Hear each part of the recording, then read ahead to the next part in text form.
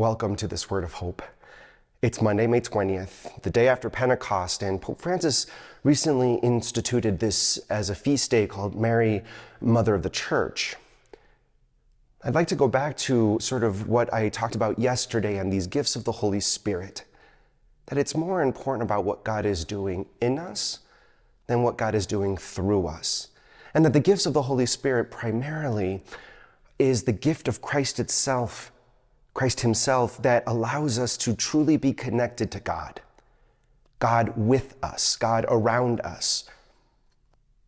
However, we can lose perspective.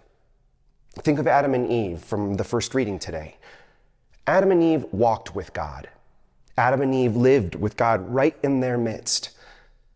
And yet, because of their free will, they had the ability to doubt God's goodness, doubt each other's goodness. There wasn't that kind of immunity to it. We're given Mary as mother because when we doubt the presence of God, or when we doubt even whether God is looking out for us, is God doing these bad things to me? Why is God punishing me? Sometimes our images of God can go toward that negative, even with the gifts of the Holy Spirit in us. Even when God is living around us and through us every day, every moment.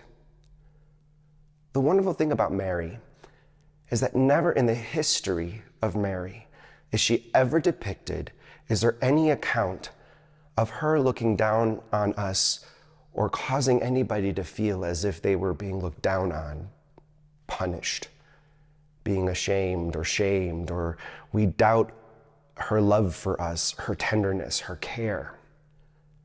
Mary, as mother of the church, when she was made so by Jesus, when he was on that cross, giving her to John and John to her, it was to be that constant reminder, that advocate, that one to whom we could always look.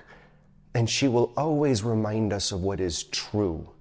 True about her son, true about us, because she knew it so intimately herself.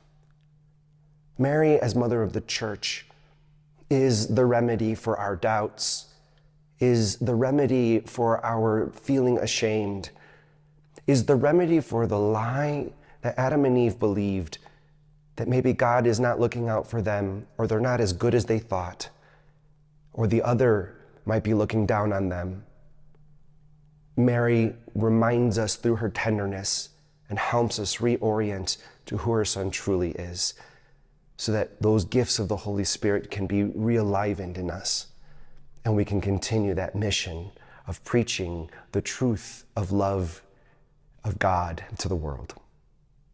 God bless.